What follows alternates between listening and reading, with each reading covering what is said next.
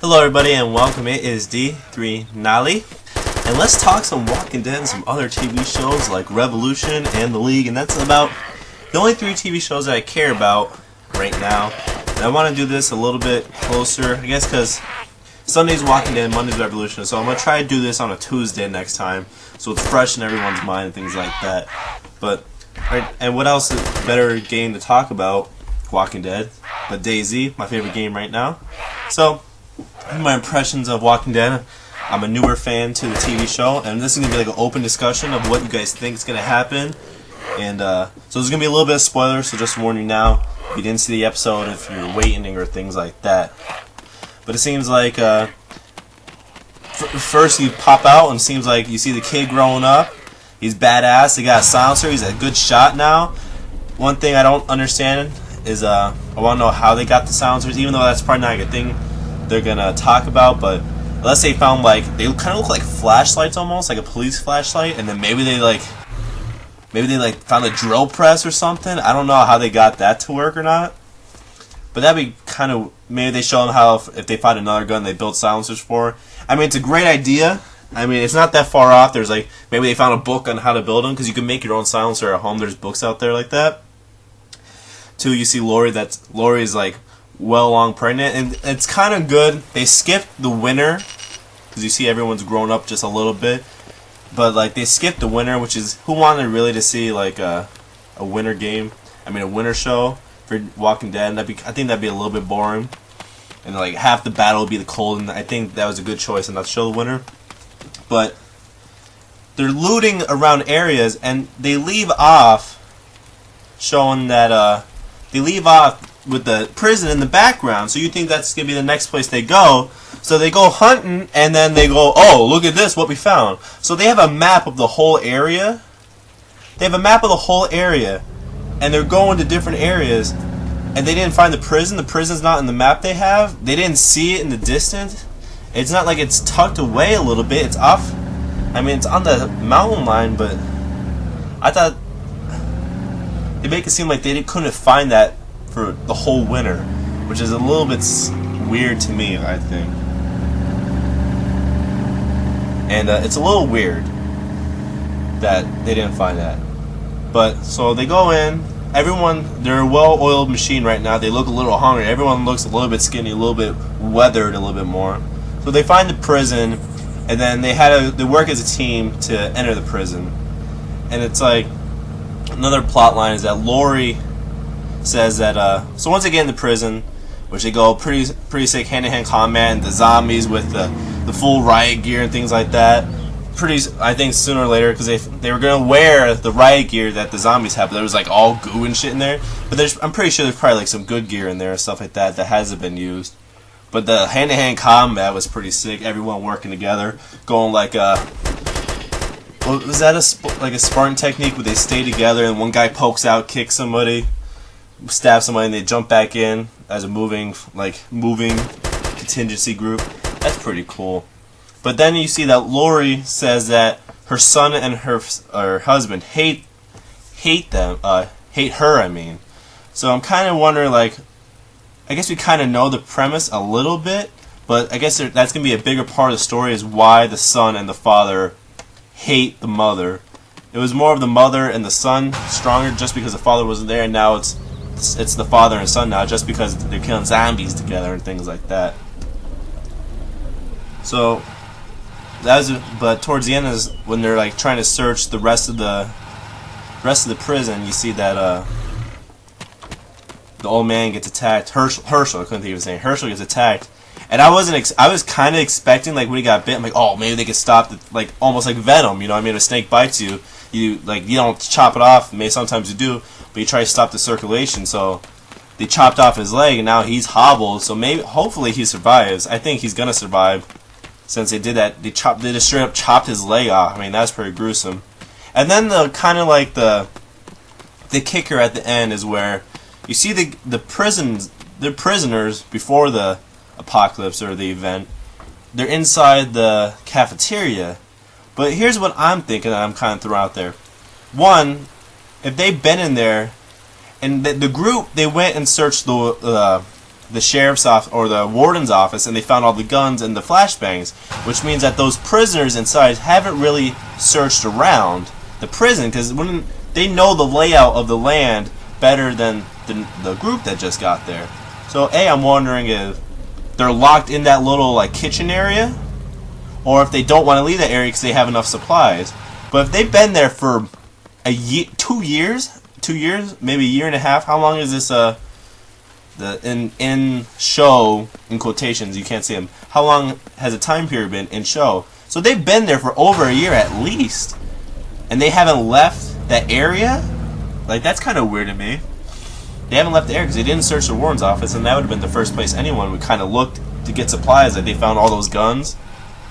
Speaking of guns, I like how they have like M4s and AKs now, because I understand, like, you don't want to make it like, oh, they got military guns and things like that, but not everyone just has a hunting rifle in your house. Like, it's not that, like, some of them are fully automatic, but people have, especially in the South, where it's like a lot more lenient on a fully automatic rifle. Like, we have an AK and AR in the house, but we don't have a hunting rifle or pistol or anything like that. So I can see where it's not all hunting rifles and shotguns and tactical pistols from the police station. Like, people have those type of guns at their house and looting, and they had to find some dead other survivors that got overran and have those guns, you know what I mean? So it's nice to see that they have different guns and stuff like that. That's basic, but I'm definitely looking forward. Also, I forget a lot of the names, but the girl that's sick, the blonde hair, she's with the black chick who's like the samurai, who's pretty much a badass. I thought there's a little bit of like a love there. I think she's gonna turn out to be they're gonna be a lesbian couple. I think that's what I'm thinking when I look at it. What else am I missing in plots from the Walking Dead? Seems like the kid is trying to protect the other farmer's daughter, and he wanted to sleep in the bunk with the girl inside the prison. Herschel wasn't having none of that. That was pretty funny. It's like everyone, obviously, you're looking for someone else to support yourself inside of a apocalypse. So everyone's kind of paired up besides Herschel. I mean, you got the redneck couple, you got the police couple, you got the Asian couple, you got the kids couple, and the odd man out is Herschel right now. Oh, and you got T-Dog. T-Dog is just by himself, though. T-Dog and Herschel go hook up. But, that's all it for Walking Dead right now. I forget what the previews were. I don't want to talk about the previews for the whole season. We'll talk about it episode by episode. But another show I like that I'm going to talk about that I definitely recommend, which you can watch on NBC.com. It's only in the 4th episode, is the show Revolution. And I kind of like the post-apocalyptic or the post-situation shows, because Walking Dead is a zombie outbreak. Revolution is an EMP, basically. Basically, the gist of the story is the power went out 15 years ago, and they show a little bit of it, and no one knows why except for a select group of people, and it comes on 15 years later, and the father who knew, he knew when the lights were going to go off. He's like, get everyone ready, blah, blah, blah. You only got like a couple minutes, and then the lights go off. So he knew why, and he was working on it. So was the mother. But now, what is left is the daughter and the son gets captured, and the daughter is like in the wild, she's a badass, but I'll talk about her character later. She's like a badass or whatever, and then her uncle is also like a badass, who was obviously her uncle, so he knew her father, and he told her, so he knows, she knows, and things like that. It's a little complicated to understand, but it's a really good produced show. It's not gritty like AMC in a way, but it has, because it's on NBC, but it has a lot of survival things. It has a lot of cool hand-to-hand combat.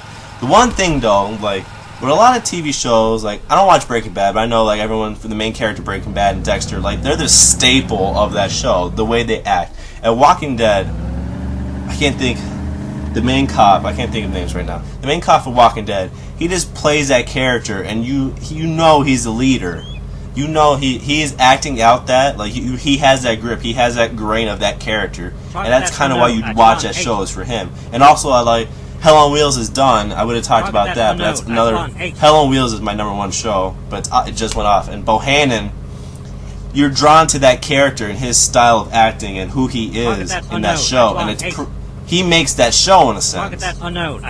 So that is why like you watch that show. But like this chick in Revolution, which I love the show, I love all the characters, but she makes some of the weirdest facial impressions. Like she's trying to act, and they do like the zoom up on her face, and like she's scrunching her face, and it's like she's doing all these motions, and like I was talking to my friend like this after we watched the episode. I'm like, you know what? I was alright, but like this one episode, this chick's face was just so annoying. He's like, yeah, the same thing. Like she is not a good main actor character. Like I don't want them to get rid of her or things like that, but she needs to learn how to act. Like they do all these close-ups on her face, and she's just bad at showing the emotion. Like the uncle is a better actor. The girl who's like part of the resistance is a better actor. But her face it's just annoying.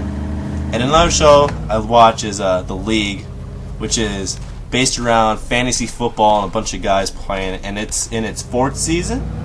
And if you're late on that, all 3 seasons are on Netflix. But that is one of the funniest show. It is the funniest show on TV that I watch. It is well underknown for how great that show is. Like you die, the characters are hilarious as fuck, and the show is definitely underrated. If you like football, or if you even play fantasy football, or you just like comedy, I definitely recommend The League. So Walking Dead, Revolution, and The League are the shows I'm watching right now, and they are flipping awesome. To be honest, they are amazing. But this is my first time talking about shows like this, and like I'm gonna try to do it Tuesday when the shows are more fresh in my mind. Like the new episodes are just about to come on, so they're not fresh in my mind yet. But we're gonna try to do this on Tuesday. Tell me what you think. Get in the conversation. Leave a comment below talking about Revolution, Walking Dead, The League. We can get a discussion going on. And this has been D3 Nolly, and I will see you later.